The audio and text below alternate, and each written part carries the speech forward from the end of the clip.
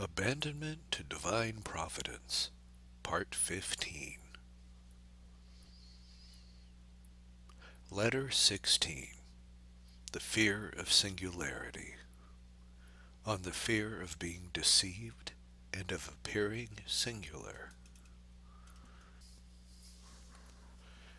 When one wishes to belong to God entirely and unreservedly, he increases, by the interior operations of his grace, this holy desire which he has himself inspired. But the more vehement this desire becomes, the more does the soul feel seized and penetrated with fear lest it should be deceived. This fear is a fresh gift from God, and provided the soul knows how to make good use of it, she will derive great benefit, become more humble, more self-distrustful, vigilant, and eager to obtain the help of God. But precisely because it is a gift from God, the spirit of darkness does not fail to make use of his ordinary tactics, and if he cannot prevent these gifts of God, he sets to work to spoil and corrupt them by every kind of stratagem. This is what he does with regard to the salutary fear of which I speak, and for this he makes use of two kinds of deceptions. At first he attempts to make this fear immoderate, excessive, uneasy, and vexatious, to unsettle and weaken the soul, and having effected this, to cast it into a state of pusillanimity and depression.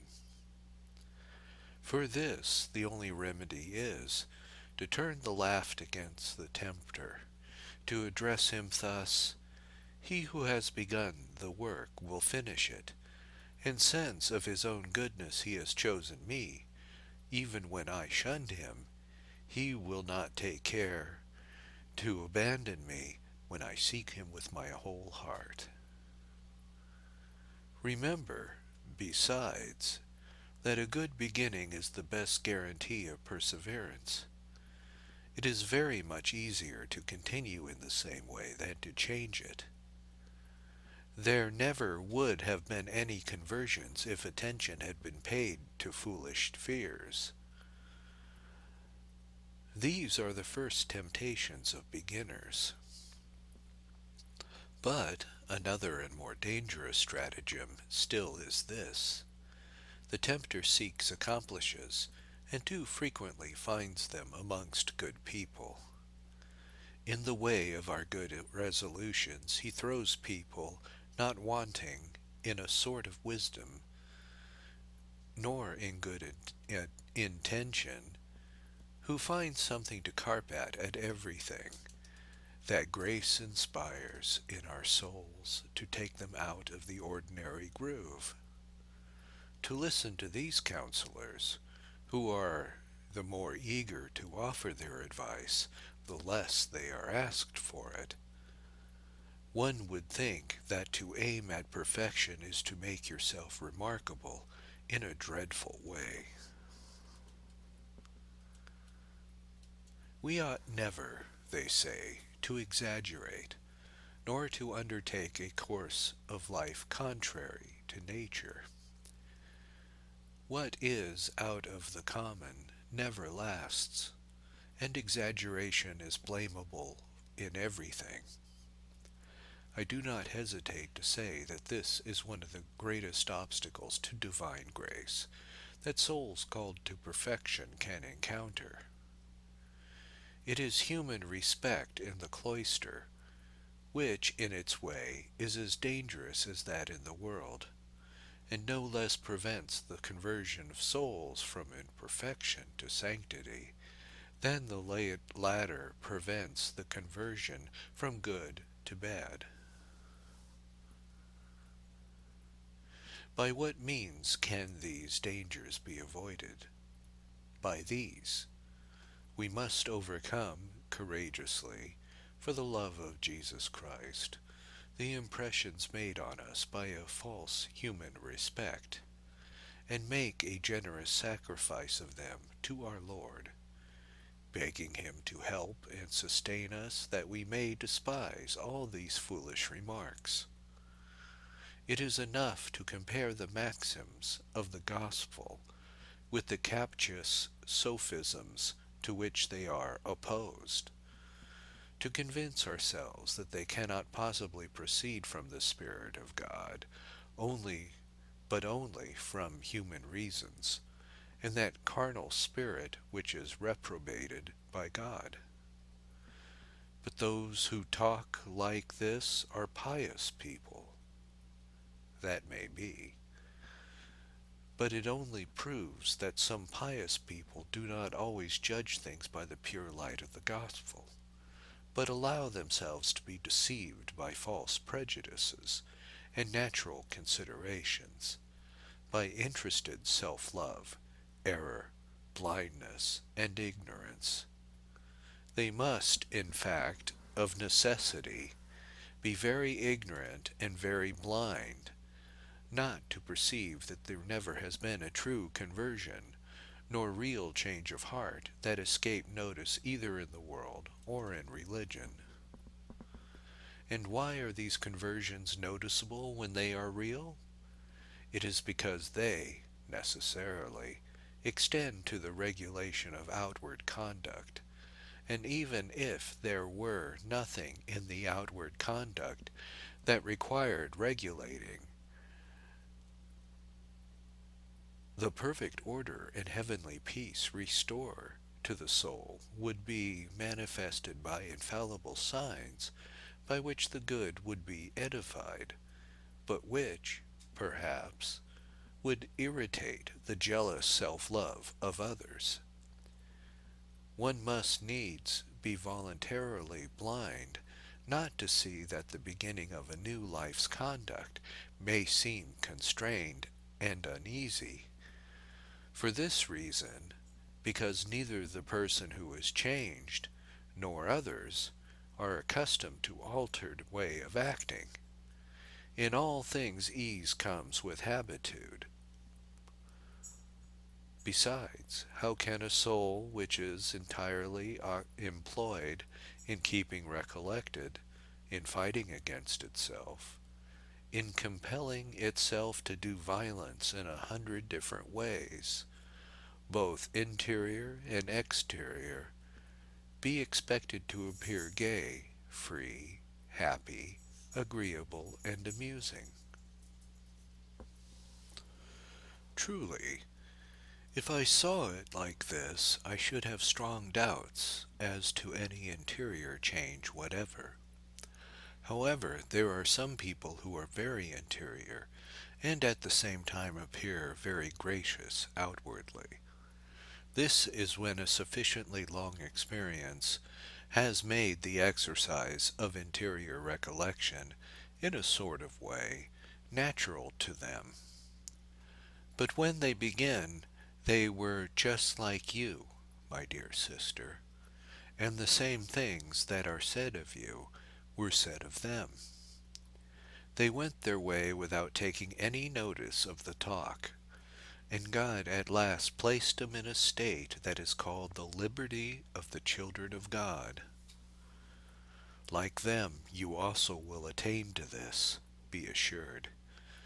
The day will come when your recollection will be without compulsion, constant, sweet, agreeable, and good-humored. Then you will be able to add to the pleasure of others by reflecting exteriorly that abounding peace and joy which is caused in the soul by the pure love of God and of your neighbor. But no one can arrive at this suddenly or at once. It is the result of a sufficiently long practice of virtue and of an interior life, which, at the beginning, seems of necessity uncomfortable or rather constrained, but in the end it will become natural. Then you will be able to resume your light-heartedness and gaiety. Both will be reformed and spiritualized by the holy operations of grace. In the beginning, however, it is impossible to do this without spoiling something. You see the ignorance of these clever reasoners. Their judgments and remarks are to be pitied because it is precisely in this way that the world judges and reasons when God by his grace effects one of those great changes that are visible to all. Can it be possible that religious talk in this way? It must be the work of the father of lies, who alone could make them speak and reason in such a wrong way. God be praised in all things. He will procure glory from it in some way or other.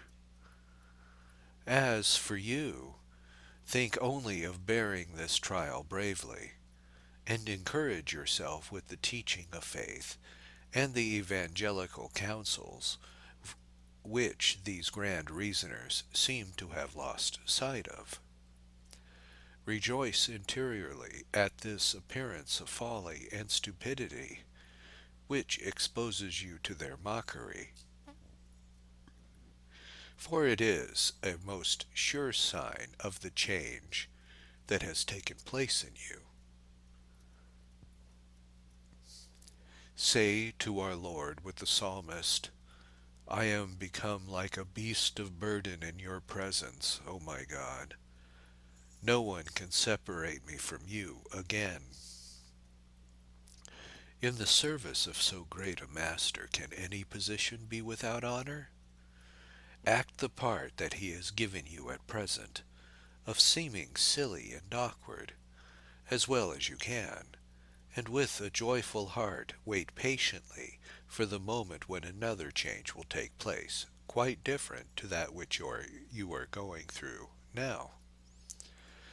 When your faculties, which now seem in bonds, will regain their freedom of action, ease will succeed restraint, and the holy liberty of the children of God will drive away excessive fear. The sight of the imperfection of all your works is a great grace of God, who, by this, wishes to keep you humble, and with a poor opinion of yourself, but the excessive severity you are tempted to exercise towards yourself about it, the sadness, low spirits, and the idea that you will be lost, are suggestions of Satan, who tries in this way to spoil the gift of God in you and turn it into poison. Cast them away, therefore, as diabolical imaginations. For a certain time such thoughts will return again and again without ceasing, and will be matter for combats, for victories, and for merit. But have a little patience. Perfection is not the work of a day. At first do not attempt what is the most perfect. That would be trying to fly before you have got your wings. And St. Teresa says, be content with what God gives you, and what he does for you at present, without desiring anything more until he judges fit to give it to you. In this way you will avoid interior agitation by which the devil succeeds too well in upsetting those souls who seek in the value of the practice of virtue more the satisfaction of their own self-love than the glory of God. In fact, it is impossible not to recognize the vexation of injured pride in the impatience with which they behold their imperfections, and in pain they feel in hiding themselves at the foot of the ladder of sanctity when they wished to persuade themselves that they had to arrived at the top. Do you, sister, behave in a totally different manner? Love your objection. Allow the good God to carry out peacefully his work in you. Allow him to place there a solid foundation of humility, and to cement it with frequent experiences of your misery and weakness. We should run too great a risk of losing everything by our vain imaginations if God were to give us at once all the perfection we desired. The inordinate love of our own excellence would carry us to as high a flight as Lucifer, but only like him to fall into the abyss of pride. God, who knows our weakness in this respect, allows us to grovel like worms in the mud of our imperfections, until he finds us capable of being raised without feeling any foolish self-satisfaction or any contempt of others. This conduct of God, full of wisdom and goodness, fills with admiration those who have the guidance of souls, but they cannot help feeling sad when they see souls who refuse to understand the object of these merciful trials, getting out of temper when the ineffable ways of divine providence are explained to them.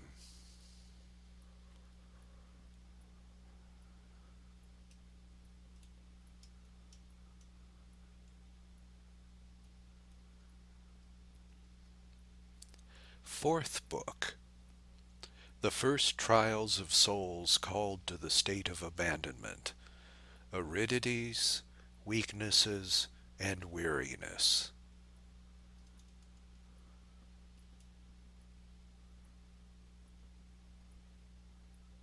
Letter 1. Aridity and Weakness. There is reason to think that this letter was addressed by Father de Caussade to Sister Marie Thérèse de Villeminil, who, to enable her holy director to understand her better, had given him an account of her vocation, and of her spiritual state from the time she had embraced the religious life.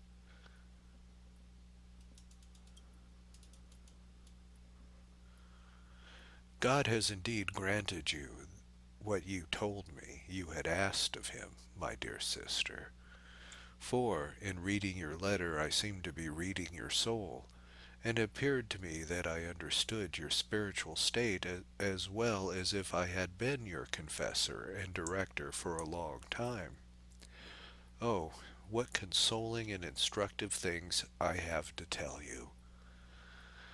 I hope that the Holy Spirit will enable you to understand and enjoy them, and that God will deign by the merits of Jesus Christ and the intercession of his most holy Mother, of Saint Joseph, Saint Francis de Sales, and of all the saints of your order who are now in heaven, to grant them his holy blessing.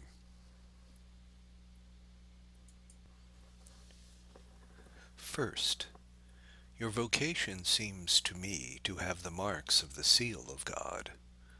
I see in it manifest signs of his divine will, proofs of his gratuitous predilection of your soul, and a solid guarantee of your eternal predestination. Second, the attraction you feel to give yourself entirely to him, to live a holy interior life in spite of the dissipation of your mind and the rebellion of nature, is a grace, the value of which I would that it pleased God to show you, as he has me. It is all the more real in being less accessible to the senses, and more completely hidden under contrary appearances. Third, why is it, then, that in spite of this attraction, of all your pious reading, you seem to remain always at the entrance of the interior life, without the power of entering? I will tell you the reason, my dear sister, for I see it very distinctly. It is because you have misused this attraction by inordinate desires, by over-eagerness, by a natural activity, thus displeasing God, and stifling the gentle action of grace. Also, because in your conduct there has been a secret and imperceptible presumption, which has made you rely on your own industry and your own efforts, God wishes to humiliate and to confound you by your own experiences, and in this way to moderate the natural ardor that carries you beyond the impressions of grace. Without noticing it, you have acted as if you aspire to do all the work by your own industry, even to do more than God desired. You who would have taken yourself to task for any worldly ambition, have, without scruple, allowed yourself to be carried away by the still more subtle ambition and by a desire for high position in spiritual life. But be comforted. Thanks to the merciful severity of God's dealings with you, so far there is nothing lost. On the contrary, you have gained greatly. God punished you for these imperfections like a good father, with tenderness, and enables you to find a remedy for the evil in the chastisement he inflicts upon you.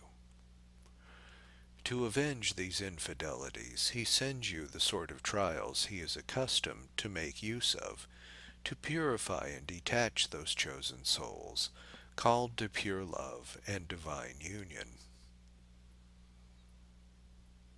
If you understood this fatherly conduct in your regard, and looked at your trials from the right point of view, all your fears would disappear of their own accord. You would not be surprised, for example, that your aridity and interior trouble have increased since you entered religion.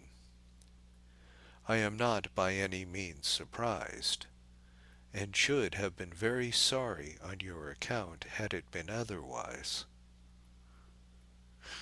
Has it not been since then, in fact, that you have belonged more entirely to God?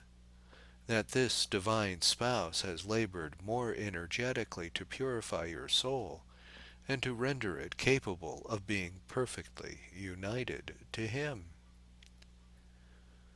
Fourth, as for that state of dissipation of which you complain so much, I agree with you in thinking that it is partly the result of your natural character, of the liveliness of your imagination, and above all, of habit. However, God has only allowed this result to humble and confound you more completely, and the keen pain you suffer is not the least part of the merit of this trial. You see, I am very far from believing, as you do, that there is no remedy for this evil, or that it is caused by some secret sins.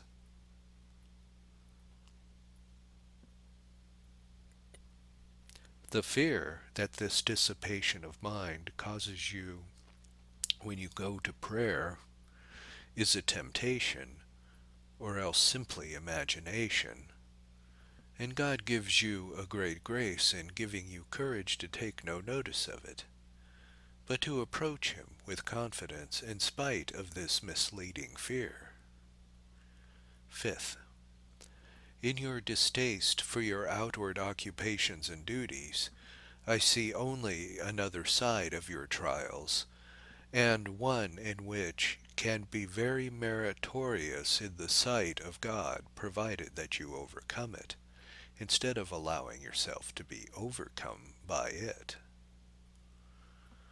The acts that you make in opposition to this feeling, and of sacrifice and self-abnegation, are very solid and very good.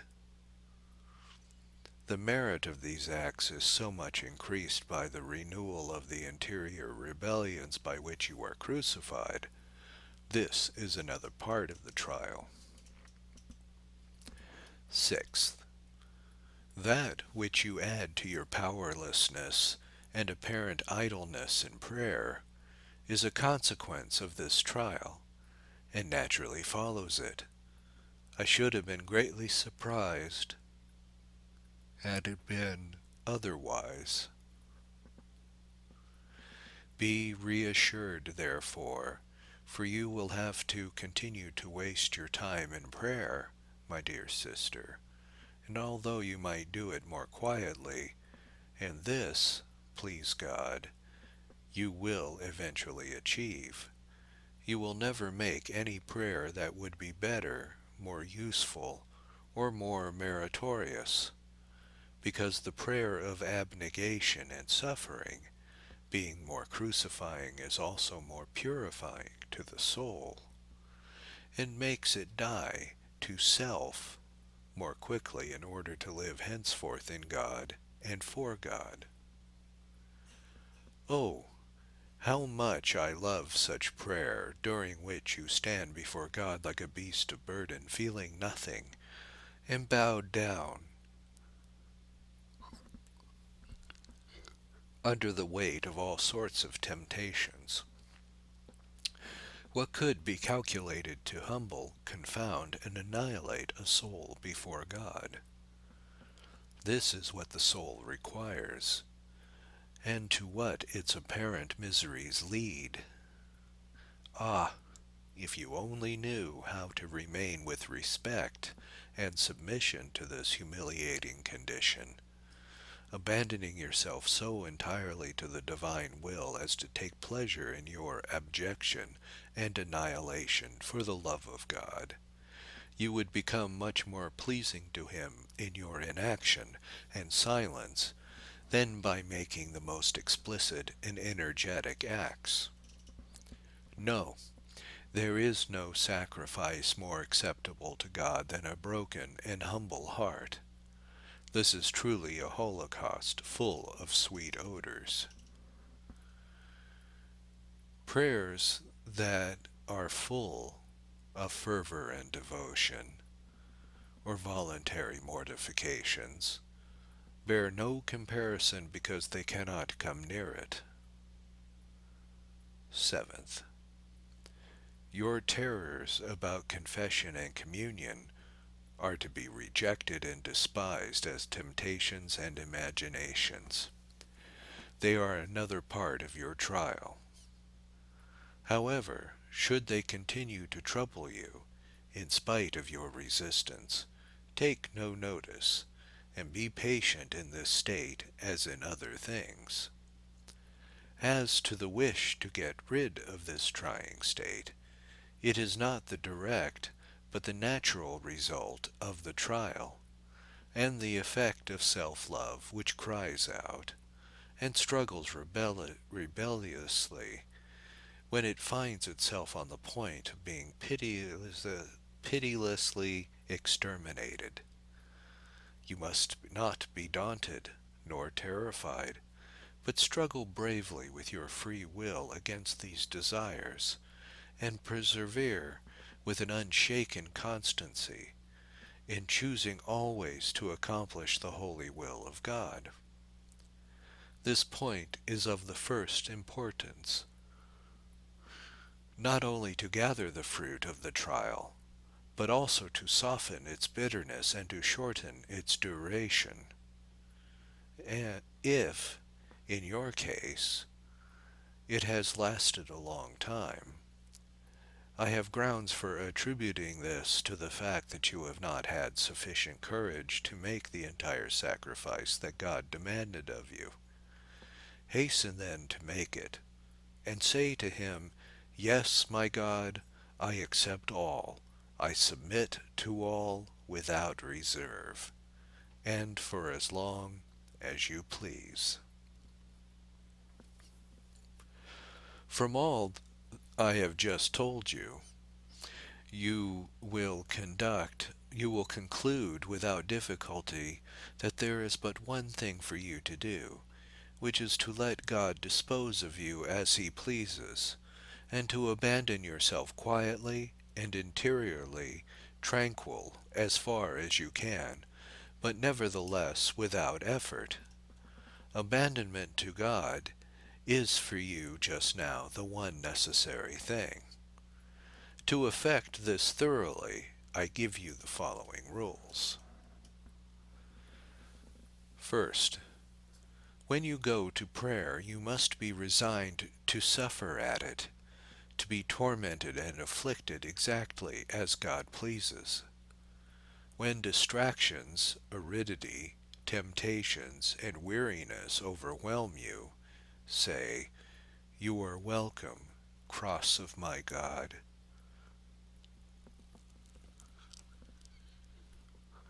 I embrace you with a resigned will. Make me suffer until my self-love becomes crucified and dead.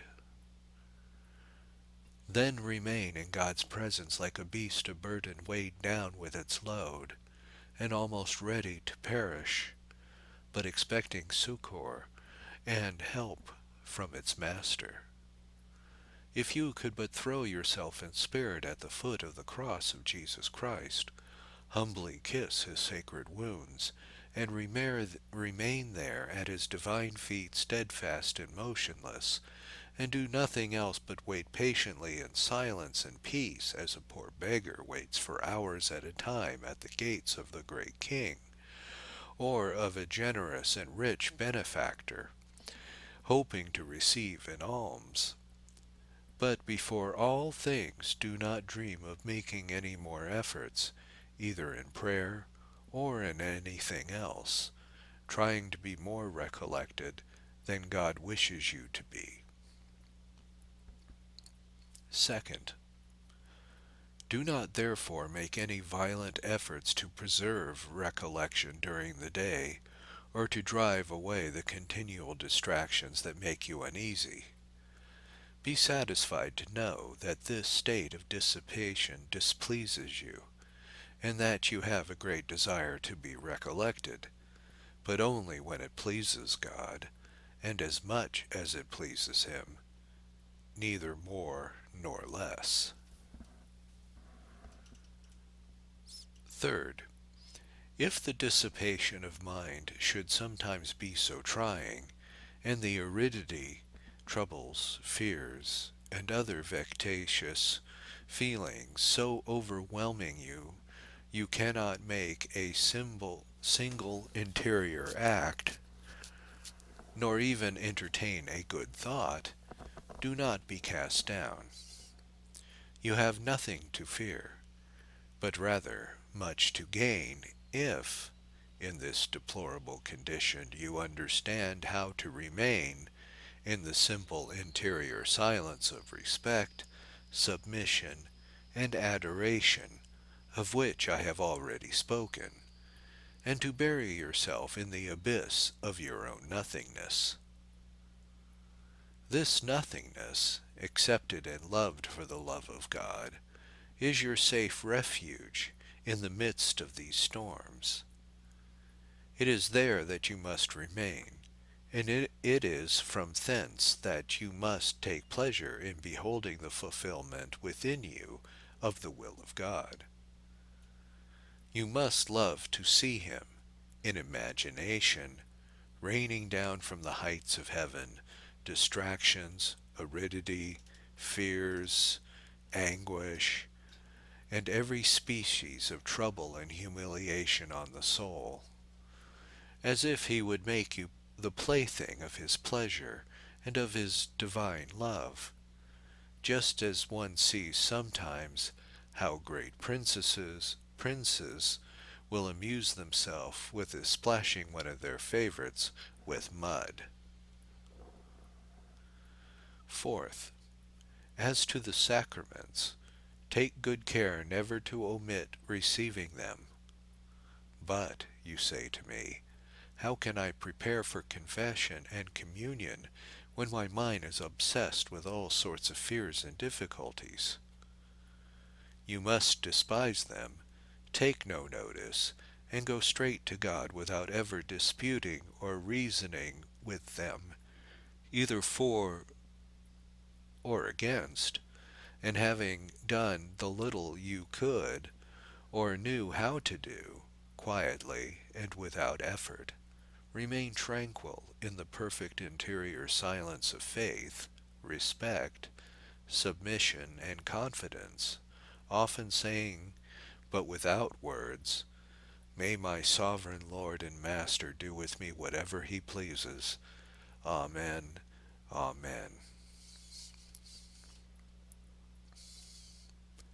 Fifth, as in all that you tell me there is no sin, or at any rate nothing voluntary, although it often seems otherwise to you, keep yourself in a constant state of calmness and tranquillity. I do not speak of the lower part of the soul, which is all in trouble and desolation, but of the superior part, of that profound depth of the soul which, with God's help, can remain tranquil and peaceful in the midst of these storms and commotions. Agitation is, so to speak, only outside the soul in the exterior senses, to mortify them and cause them to die. But they must, in order to be able to attain to pure love and union with God. It is for you to prevent this trouble from penetrating to the interior, and it is in this that, up to now, you have not been sufficiently enlightened, nor faithful enough. Sixth, in fact, although I can discover no particular sin in your conduct, yet I perceive a whole host of defects and imperfections in it, which might do you great harm if you did not apply a strong remedy. These are uneasiness, foolish fears, depression, weariness, and a discouragement not quite free from deliberation, or at least not combated with sufficient energy, all of which tend to diminish that interior peace, the necessity for which I am endeavoring to inculcate. But what can I do to prevent them? This: first, never retain them wilfully. Second, never parley with them, nor yet combat them with effort or violence, because that would make them doubly hurtful. But drop them like one drops a stone into the water. Think of something else. Speak to God of other things, as St. Francis de Sales advises. Then take refuge in the interior silence of respect, submission, confidence, and total abandonment. But, you say, supposing that in these and other matters I commit faults, how ought I to behave? Well, then you must bear in mind the advice of Francis de Sales. Do not trouble yourself about your troubles. Do not be uneasy about your uneasiness. Do not be discouraged because you are discouraged, but return immediately to God without violence, but humbling yourself quietly and tranquilly, even thanking him for having prevented you from falling into greater faults. This sweet and gentle humility united to confidence in the divine goodwill will tranquilize and pacify your soul. And this is, at present, your greatest spiritual need. I forgot to tell you that your great desire of divine love, in spite of what you undergo afterwards, is certainly not an imagination, nor a chimera. On the contrary, it is very real, very solid and most excellent, and must be preserved, but quietly and gently, without giving way to those feelings of fervor, to those transports of the imagination, or to that natural activity that spoils everything. That which you experience, after having been all on fire with these ardent desires, when you try to return to yourself, need not surprise you. I will try and make clear by comparison that then takes place within you. When you throw a very dry piece of wood that will burn easily on the fire, the flame seizes it at once and consumes it quietly and noiselessly. But if you throw green wood on the fire, the flame does not affect it except for a moment. Then the heat of the fire acting on the green wet wood makes it exude moisture and emit sighing sounds, twists and turns it in 100 different ways with great noise, until it has been made dry enough for the fire to take hold of it. Then the flame spreads and consumes it without any effort or noise, but quietly.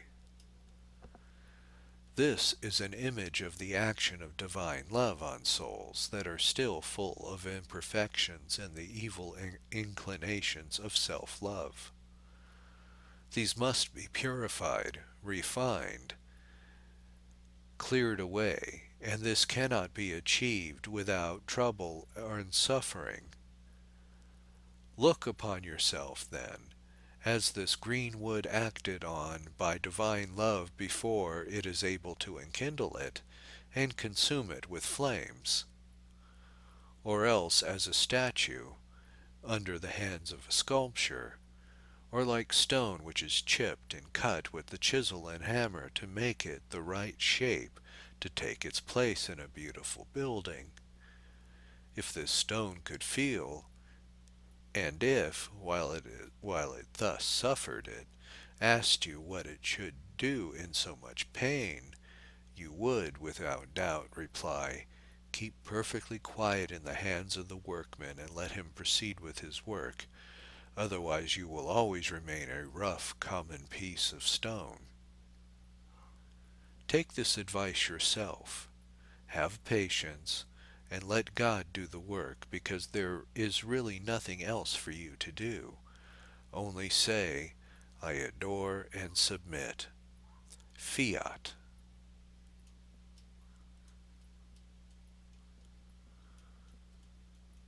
Letter 2. The different states of the souls. My dear sister, the different states that you depict in your letter to me are nothing more than interior vicissitudes to which we are all subject. These perpetual alternations of light and darkness, of consolation and desolation, are as useful, I should say, as indispensable for the growth and ripening of virtue in our souls, as the atmospheric changes are necessary for the growth and ripening of the harvests. Let us learn, therefore, to resign ourselves to them, and to accept with equal love trials and consolations. For all trials, even the most painful and equally just, holy and beneficial, whether they proceed from the justice or the mercy of God. Often they are both sent to us by justice and mercy. But while we are on the earth, justice is never exercised without mercy. I am delighted to hear that your usual occupation during prayer is the contemplation of your weakness and the realization of your nothingness. This is the way to acquire, by degrees, an entire distrust of self, and a perfect confidence in God only. Also in this way you will become perfectly grounded in interior humility, which is the firm and solid foundation of the spiritual edifice, and the principal source of all the graces of God in the soul. You need neither be surprised nor pained at the destruction of all that is dear to self-love. It would not be self-love if it did not fear this. Only those souls that are already detached from self are free from the fear of this death. And not only do they not fear it, but they desire and beg it of God without ceasing. For us it is enough if we endure in peace, and with patience the successive blows that are affecting it. It often happens that during the day we experience certain feelings and desires for God or divine things, which do not occur during prayer. God arranges it thus so that we may recognize that He is absolute master of all His gifts and graces, that He bestows them when and where it pleases Him. In receiving them, at times when we least expect them, and in being disappointed at other times when we expect them, we shall no longer be able to persuade ourselves that they are the result of our own disposition, work, or industry. This is what God intends to prove to us. Therefore, if He is prodigal in His gifts, He expects to receive all glory of them, and would be compelled to withdraw them if He found what we appropriated any part of them through self-satisfaction.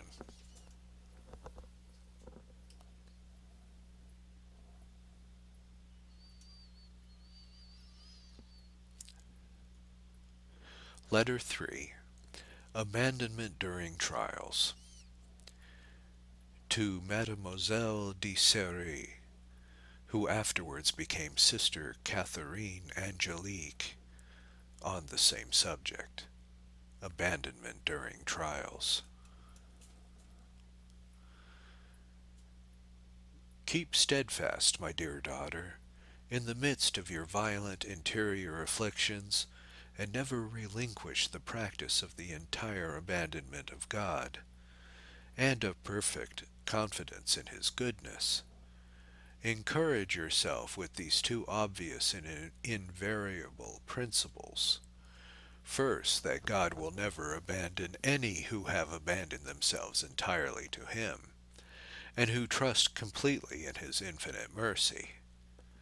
Secondly, that nothing happens in this world that is not according to the decrees of Providence, who turn all things to the advantage and greater profit of souls that are submissive and resigned.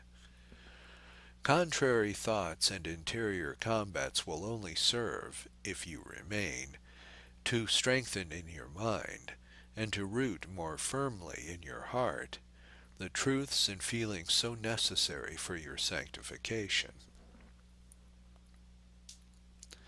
The perfection of the state to which God calls you is, no doubt, beyond your power to attain. Neither can you depend on yourself in the very slightest degree for its attainment.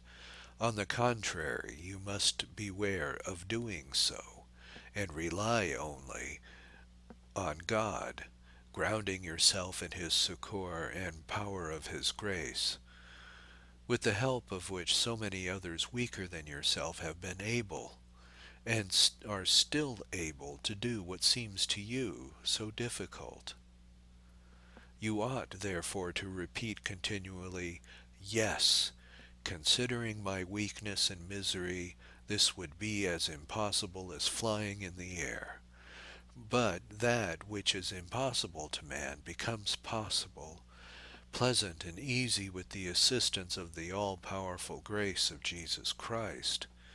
And I hope to obtain this grace from His goodness and through His infinite merits." In this way have many young people, who are naturally feeble and timid, triumphed over cruel tyrants, and braved the most terrible sufferings and outrages, and shed their blood in imitation and love of a crucified God. The weariness, distaste, and dryness from which you frequently suffer are the usual vicissitudes through which all those souls, aiming at union with God, are accustomed to pass. What merit should we gain, And how should we prove our fidelity to God if we are always supported, helped, and consoled in a sensible manner by interior grace? What is essential is to be faithful in the fulfillment of all our duties, and those interior and exterior practices that belong to our state, as much during dryness and distaste as in sweetness and sensible devotion. Although then we do nothing without effort and repugnance, the merit is none the less great. In this way only is our love of God completely free from that unhappy self-love, which thrusts itself everywhere, mixes with everything, and spoils everything, as St. Francis de Sales says. There is a sweet and delightful peace to be felt during prayer. So also there is a dry, bitter, and sometimes suffering peace, by which God operates more freely in the soul than by the former, which is more subject to the inroads of self-love. Therefore one must abandon oneself to God as in all other things. We must allow him to work, because he knows better than we do what is good for us. Let us fear only one thing, and that is to allow our self-will to lead us astray. To avoid this danger it needs only to will exactly what God wills, always, at every moment, and for everything. This is the safest and shortest, and I dare say the only road to perfection. Any other is subject to illusion, pride, and self-love. For the rest, drop gradually but quietly the lengthy reasonings which absorb your mind during prayer, and aim, rather, at affections, aspirations, desires for God, and a simple repose in him. This will not prevent you, however, from pausing a little over good thoughts, if they are simple, quiet, and peaceful, and seem to come and go of their own accord.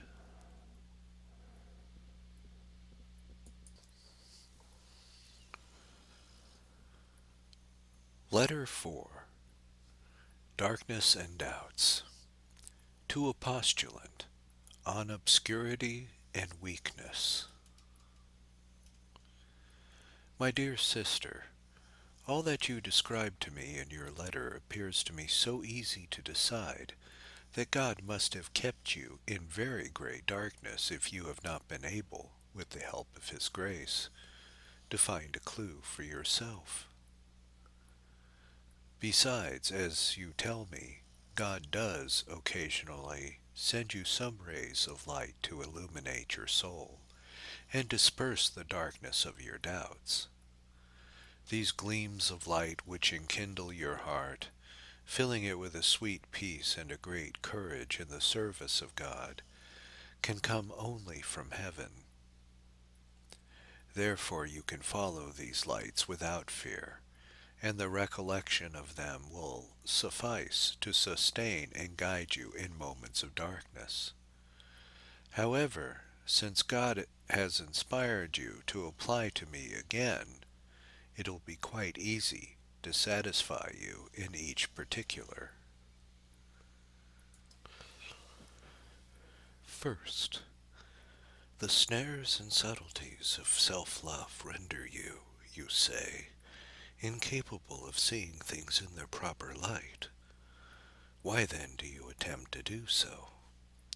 Have you not, in holy obedience, an infallible guide, and in humility and docility, sure guarantees that you are not misled in the following decisions laid down for you?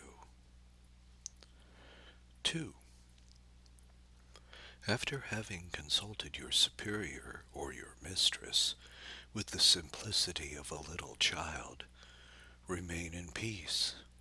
This is for your security. If you do not submit to this rule, You'll be much to be pitied, and it will be your own fault. Third, to feel so keenly your weakness and need of sensible support, and, as it were, always on the edge of a precipice, is, in truth, a very humiliating trial, but a very salutary one, since it leads infallibly to a total distrust of self, and to the most perfect confidence in God. This is the only way to leave the region of the senses, and to enter the life of pure faith and love, which is wholly spiritual. Fourth, the dark dungeon in which you find yourself is a prison into which, I will not say the justice of God, but his very great mercy throws you from time to time, to purify you like gold in a crucible. You have only to stay there as quietly as you can. But how then shall I practice this virtue? In this case, virtue consists in suffering, in silent endurance and abandonment, and in humble and loving submission. You know the great maxim that more progress is made during suffering than in action. But, you will say, I commit sin while in this state. No, there is no sin. The master of the prison will prevent that. But it seems to me that I look upon hell with indifference. This is a strong way of expressing yourself, but, thank God, I can understand the meaning of it better than you do. It only expresses the result of that interior operation by which God weakens your self-love.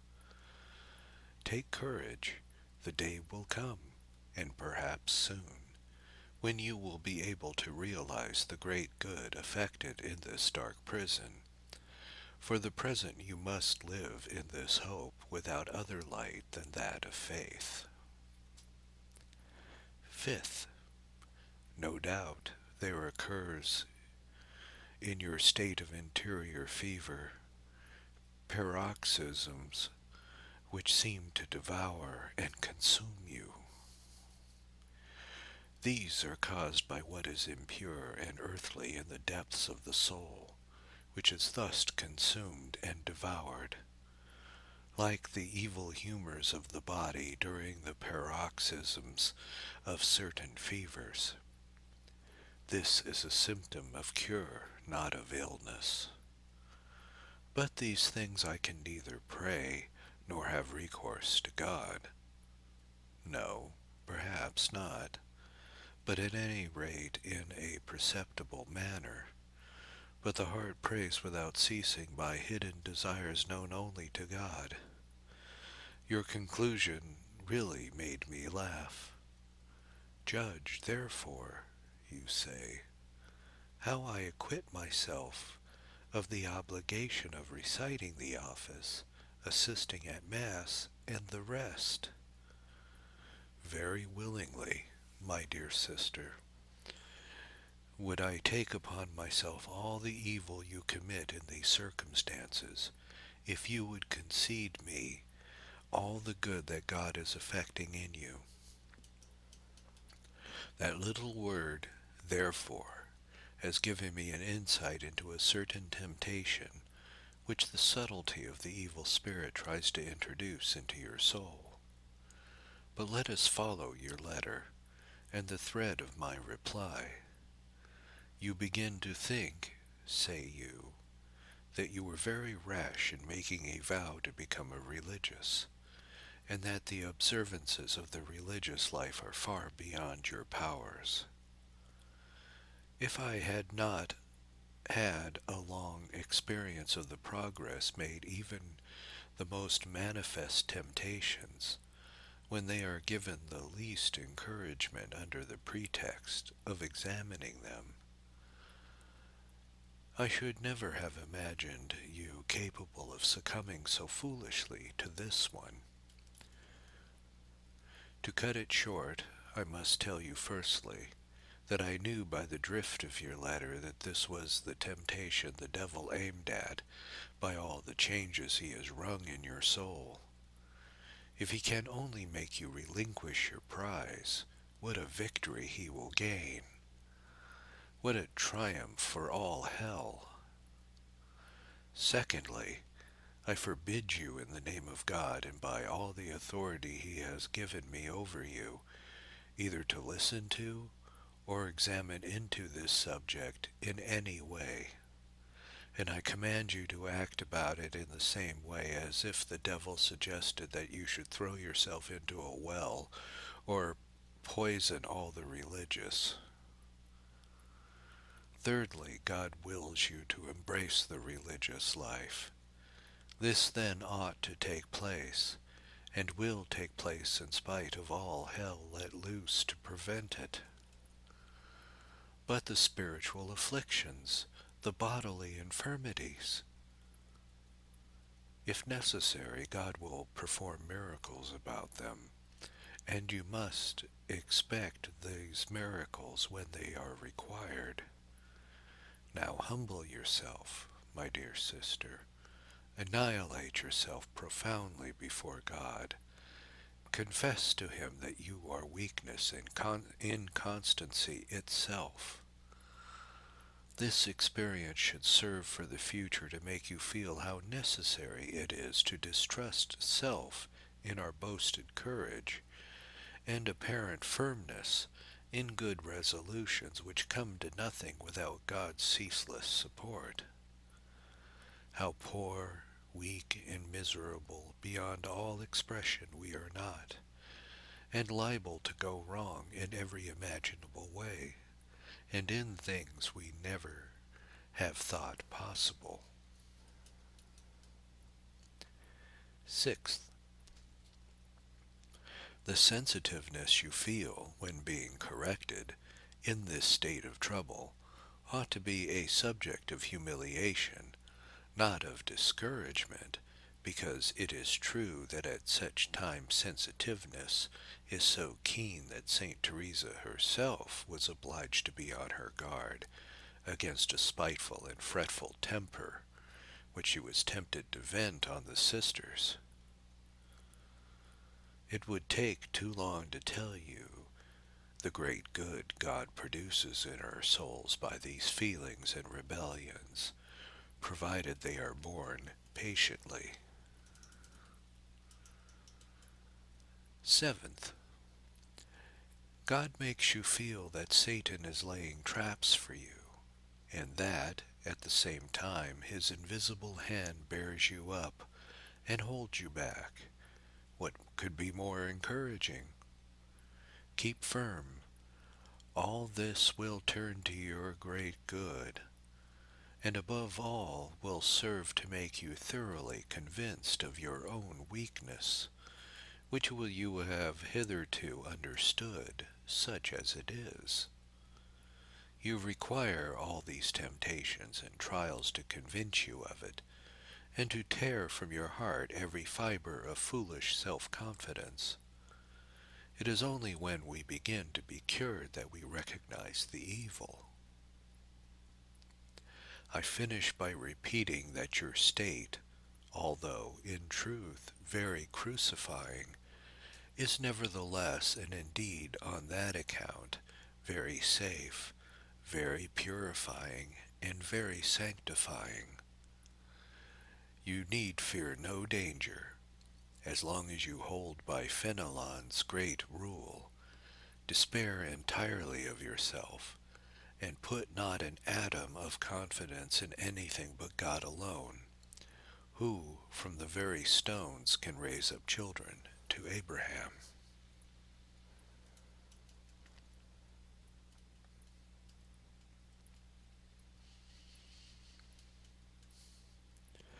Letter 5. Distractions in Prayer. To Sister Marie Henriette de Bosmard. on Weakness and Distractions, 1734.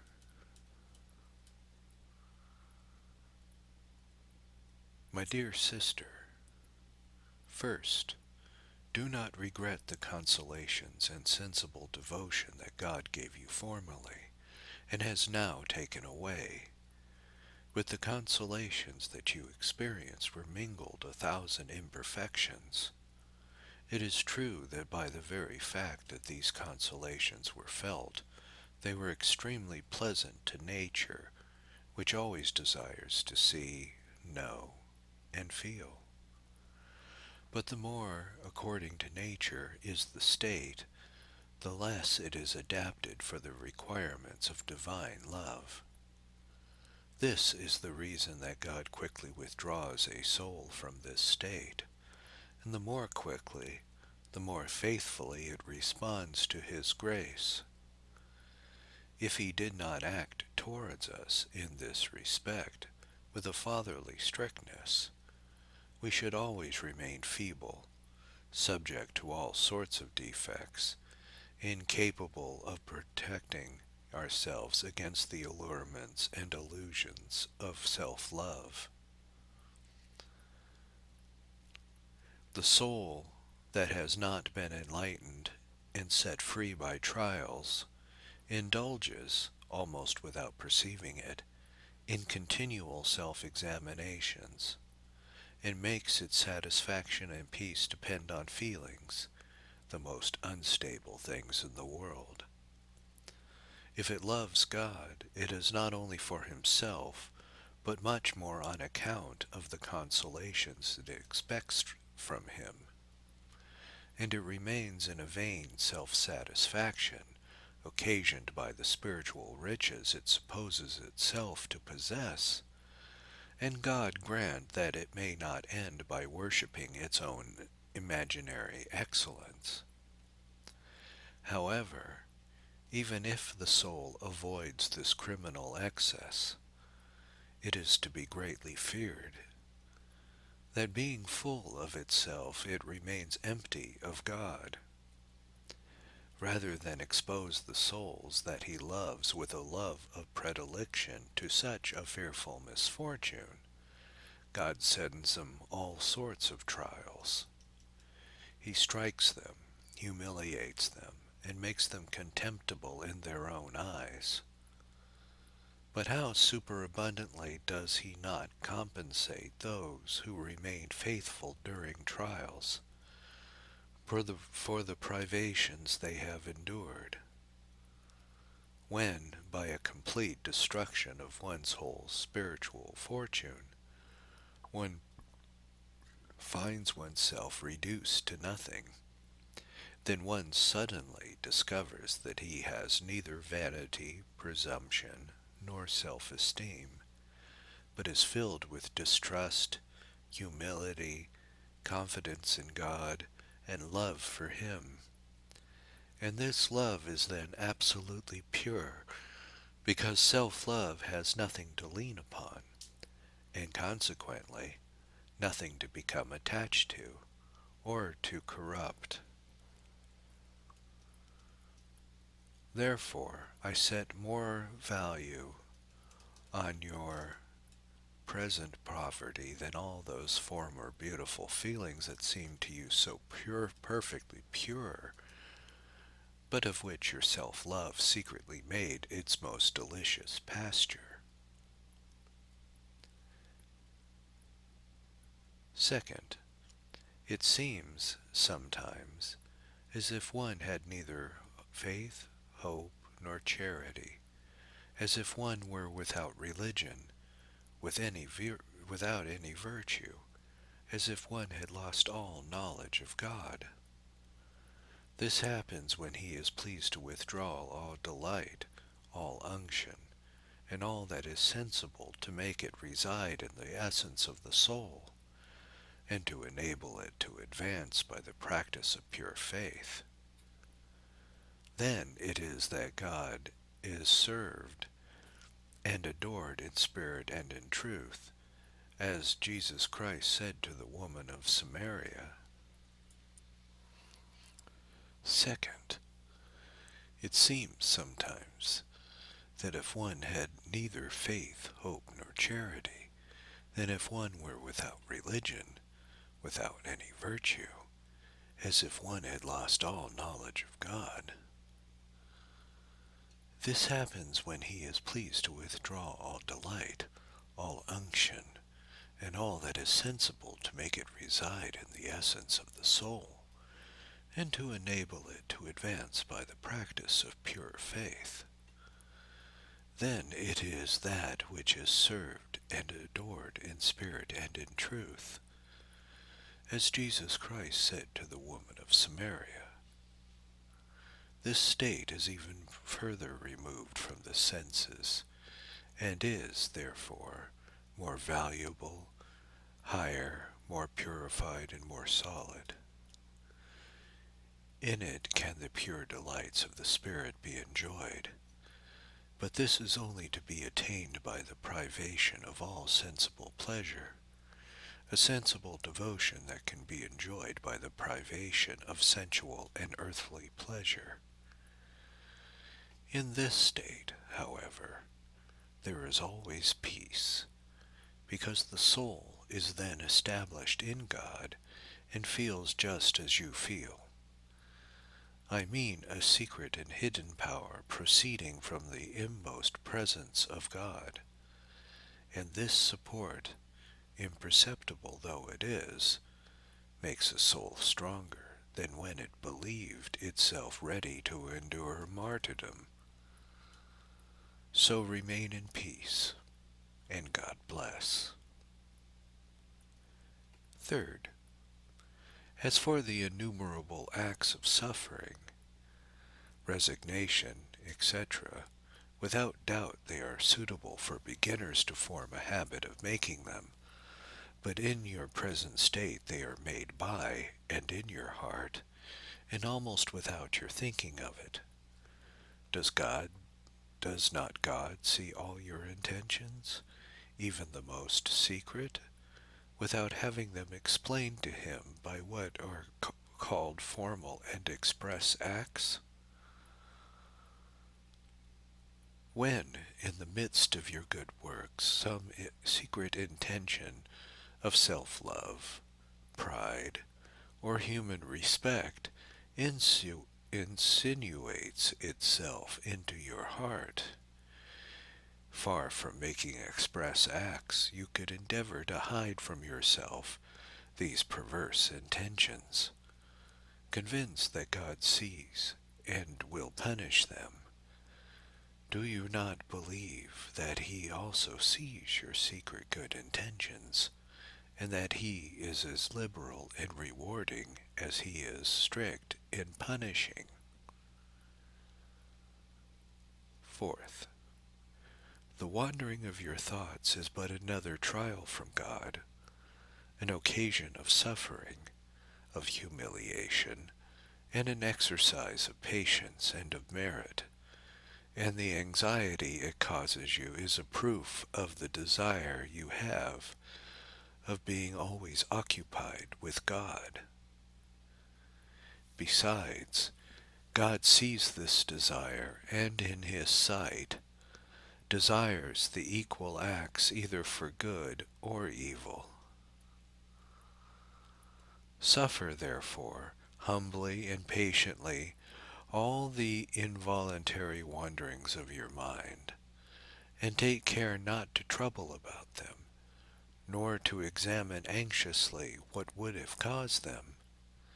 This would be a simple curiosity of self-love, which God would punish with still greater darkness. Remember what Saint Teresa said on the subject. Let the clapper make a noise, provided the mill grinds the corn.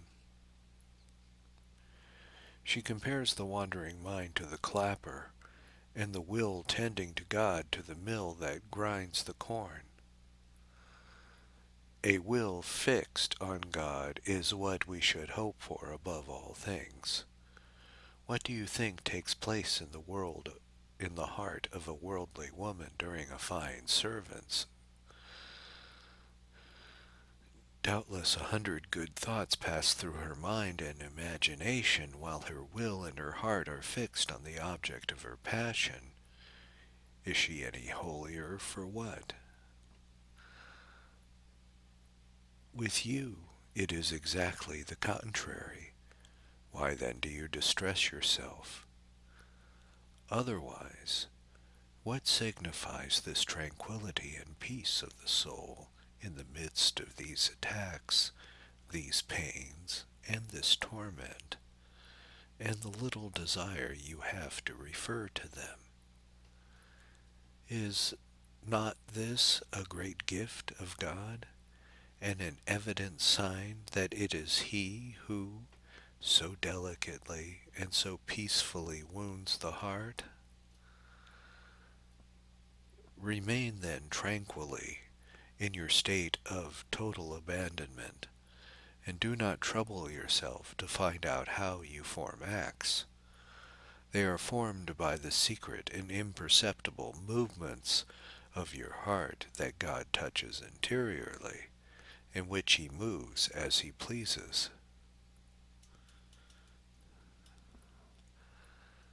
Fifth, I am not surprised at the fatigue and emptiness you experience in making efforts to multiply and reiterate your interior acts. This is because in this way you withdraw yourself from the operation of God to act for yourself, as if you wanted to anticipate grace and to do more than God wished. This is indeed natural activity. Be content to remain at peace in your soul, and keep yourself there as in a prison, where God is pleased to immure you, without bethinking yourself of making unseasonable escapes. Thus you will be in that state of holy and fruitful idleness that the saints describe, and thus you will have many and great occupations without labor.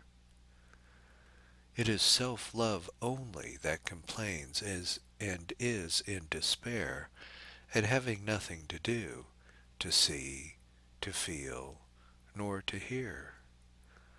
But let it groan as much as it likes. By dint of worrying and despairing it will rid you finally of its presence. By cutting off supplies we shall starve it out. Oh, what a fortunate release! I wish it for you as for myself with all my heart.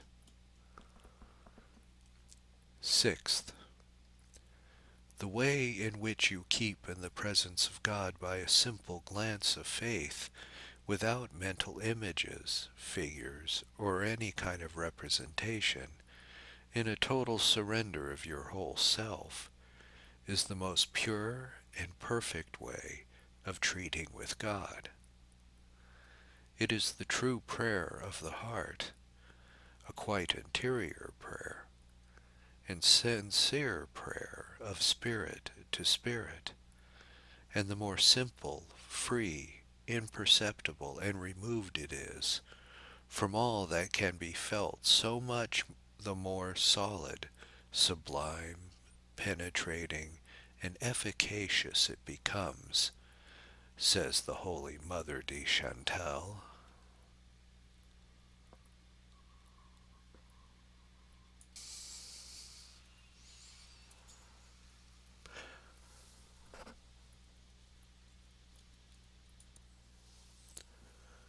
Letter 6.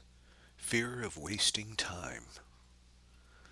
To Sister Marie Henriette de Mahouet, on the same subject, and interior rebellion and spiritual poverty, 1732. My dear sister, nothing is more common with souls who have not yet acquired much experience in the ways of the spiritual life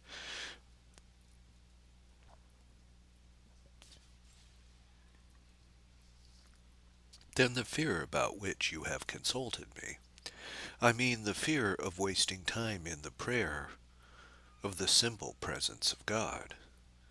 But it is easy to reassure such souls, and to reassure you also. For this, it suffices to recall to your mind the principle laid down by the Divine Master. The tree is known by its fruits. That which produces only good effects cannot but be good. Besides, your own experience teaches you, and that since you applied yourself to this kind of prayer, you have become, interiorly, greatly changed for the better. You have, then, only to thank God for the favor he has granted you in substituting as he has, the peaceful action of his grace for the agitation of your natural activity. I wish you could accustom yourself always to judge of your progress and the state of your soul by the infallible rules of faith and the counsels of the gospel. When you find that your ways, your ideas, and your conduct agree with the teachings of faith, with the practice of the saints, you may hold them to be good and perfectly safe. In this no illusion is possible, as it is when one judges oneself by sensible impressions, which are always deceptive. To guide one's conduct by the impression is to take a weather vane, which turns with every wind, for a mariner's compass. It is impossible to navigate safely unless guided by the sure and infallible rules of faith, which make us turn away from sin, love God and our neighbor, detach us from creatures, and lead us to obedience, self-forgetfulness, complete submission to the will of God, abnegation, and mortification. The kind of prayer which produces these effects is, without doubt, the best. Second, as those spiritual books which treat of prayer might fall into the hands of all sorts of persons, and consequently not be well understood, authors and preachers do wisely in making use of general terms and in laying down only general rules, in order to avoid giving any handle for illusion. But directors, in speaking to persons who are well acquainted with, make use of a different method to reassure those under their direction who, without cause, would be terrified in reading or listening to sermons. It is because of my knowledge of your state and of God's designs on your behalf that I do not hesitate to reassure you. Go forward without a shadow of fear. No one can experience the fruit of the blessing of God unless he follows the attraction of God. The deceptions and illusions of the spirit of darkness are made known by their effects and fruits, which are contrary to those produced by grace. If I saw you exposed to these illusions, I should not fail to tell you of it. And in default of me there are others who would render you this service on condition that you laid bare your mind to them with sincerity. Third, the rule of faith must be also taken, by which to form a judgment about the stupidity you have experienced for some time past. If it be only a question of being stupid, dull, and slow, and even insensible to all things of this world, faith teaches us that this stupidity is true wisdom.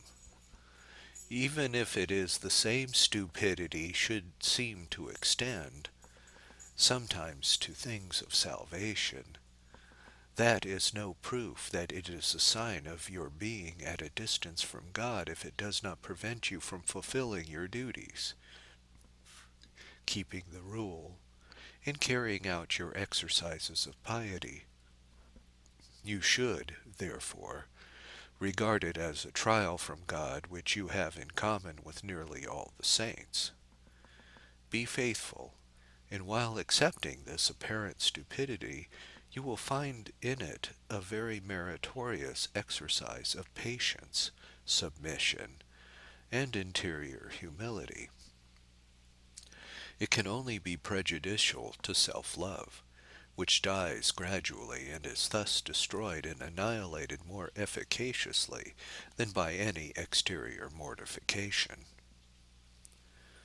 Fourth, when we have to make great sacrifices, nature and self-love, reluctant to do so, excite rebellions in the heart which seem to overthrow the whole soul. Did not Jesus Christ himself experience the same in the Garden of Olives?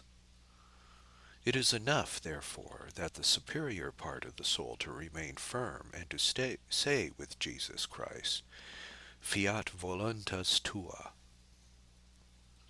These are the interior combats of which St. Paul speaks, and after him all the masters of the spiritual life. This is how the just man truly lives by faith and escapes from the rule of the senses. These are the great victories which will be crowned in this world by peace, and the submission of the lower nature, in the next by the possession of God. Fifth, the last and most efficacious of all remedies I have to offer you is an entire and total abandonment into the hands of this God of goodness, who has not ceased for a long time in being beforehand with the blessings of his very great mercy.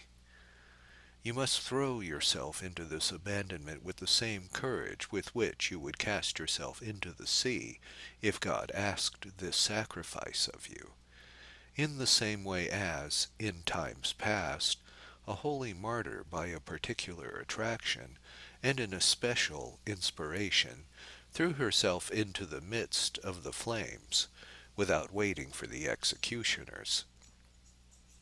It is this courage and this abandonment founded on faith and love which charms the heart of God and establishes in the soul a peace that nothing can disturb. Sixth, your conduct in avoiding useless visits, waste of time, and distractions seem to me excellent. Know that exterior solitude is the rampart of that which is interior, which, without it, can with difficulty be preserved. I advise you to add, with regard to the people in your house, the greatest possible silence, never speaking without a reason, nor without some holy motive, such as for necessary recreation, to refresh yourself a little, for the sake of charity, or religious condescension, or to overcome yourself about certain persons towards whom you may feel some antipathy. Finally, I recall to your mind a maxim that I wish I could engrave on every heart, and especially on the hearts of religious and devout persons who are stressed and uneasy about seeing how poor, miserable, and destitute they are, as they say, with sighs and groans. This maxim alone can make them tranquil, contented, even exceedingly rich in their spiritual poverty. You understand what I mean beforehand, that true perfection, and consequently the real wealth of the soul, consists in conforming our will to the will of God. Consequently, every time that, overcome by the sense of your weakness and interior misery, you think that, while avoiding the grace of God, everything that could offend him, you are, and at the same time very devoid of those gifts and graces by which the saints were enriched, you can and ought to say, My God, I will that you will, and for as long as it pleases you. But, you will say, What resource shall I have if God takes me at my word, and keeps me always in the state of spiritual poverty? You will have, dear sister, only the will of God, and this resource will take the place of every other. This divine and adorable will supply you with all the gifts in which you are wanting. It will become your treasure, and will constitute a spiritual misfortune in the very midst of your poverty. For how can anyone be more rich in the sight of God than by conforming in all things to his most holy will, even in those things that are most afflicting?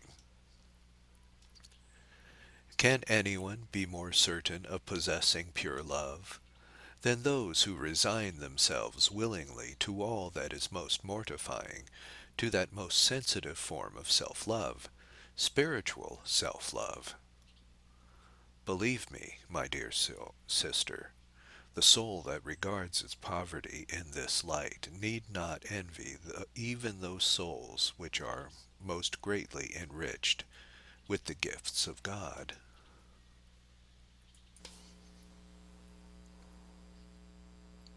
Letter 7. On Darkness and Want of Feeling. To Sister Marie-Thérèse de Viomenil, on Darkness and Want of Feeling. My dear sister and very dear daughter in our Lord, may the peace of our Lord be always with you. By what you tell me, I understand that you are in a state of obscurity, but far from sharing the alarms that this state, a very ordinary one in persons of your sex, causes you. I believe it to be unquestionably the most safe, because it is less exposed to the delusions of self-love, to the attacks of vanity, and therefore even this obscurity is a grace of God. For during this life the way that leads most directly to God is the way of bare faith, which is always obscure. In spite of this obscurity, you are able to understand your state and to explain it clearly enough to enable any director with a little experience to guide you. I will tell you what I think about your general state, and take your difficulties one by one. First, you say you do not know how to pray. Experience has taught me that persons of good will, who speak in this way, know better than others how to pray, because their prayer is more simple and humble, but on account of its simplicity it escapes their observation. To pray like this is to remain by faith in the presence of God, with a hidden but constant desire to receive His grace according to our needs. As God sees all our desires, and as, according to St. Augustine, to desire always is to pray always, so in this consists our great prayer. Following the leading of simplicity in prayer, there can never be excess of it, for God loves to see us like little children in His presence.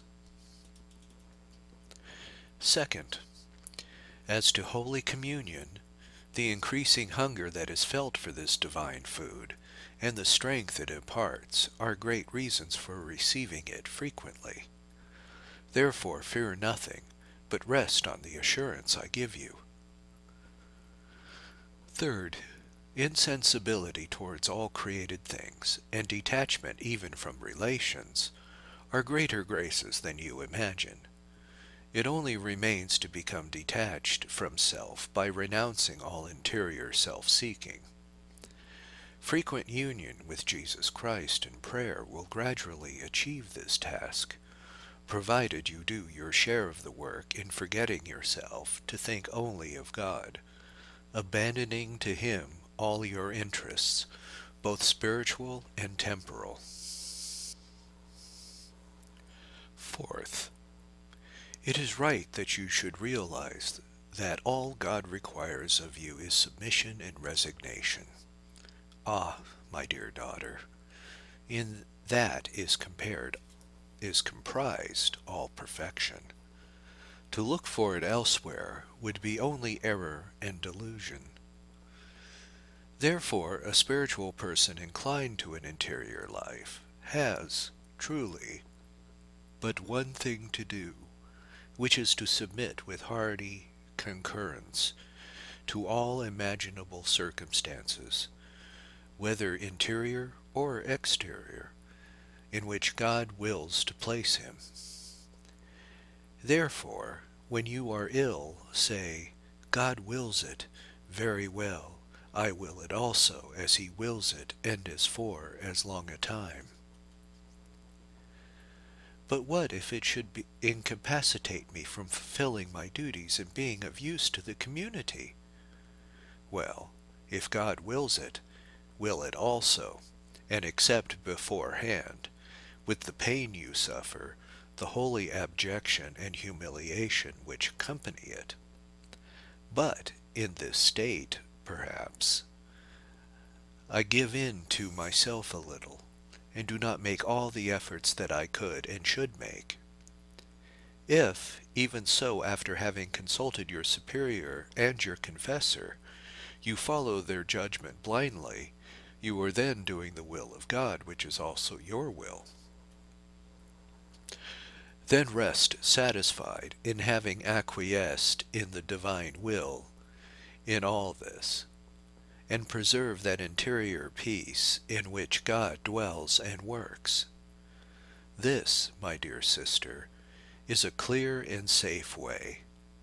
Follow it faithfully, and constantly reject all contrary thoughts and ideas as suggestions of the devil, who therefore at least to disturb the interior peace, in which your soul should be settled, and which forms the solid foundation of the spiritual life.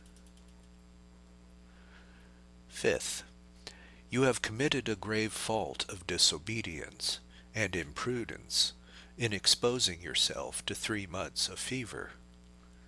Hold for certain that to reuse a dispensation in such circumstances is, by no means, an act of virtue, but stubbornness and an obstinate attachment to your own judgment and your own will under a pretext of piety.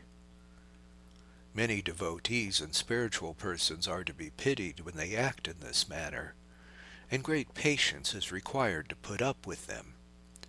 Their blindness and illusion are sometimes so strong that an angel from heaven would find a difficulty in making them see clearly. As for you, submit to everything, listen to every advice, suffer with all peace, gentleness, and patience, and do the will of God in all things, in the same spirit. This will be of great benefit to you. Sixth, they were quite right to forbid you to think of giving up your post, or of even wishing to do so. I also forbid you most strictly. Be very careful not to attempt to escape from the commands of God. But I am not strong enough. God can very easily make you strong enough. I am not clever enough. Well, the power of making you clever enough is not wanting to God, and he is already giving you the principal qualification, which is a distrust of your own powers. To know and to feel one's incapacity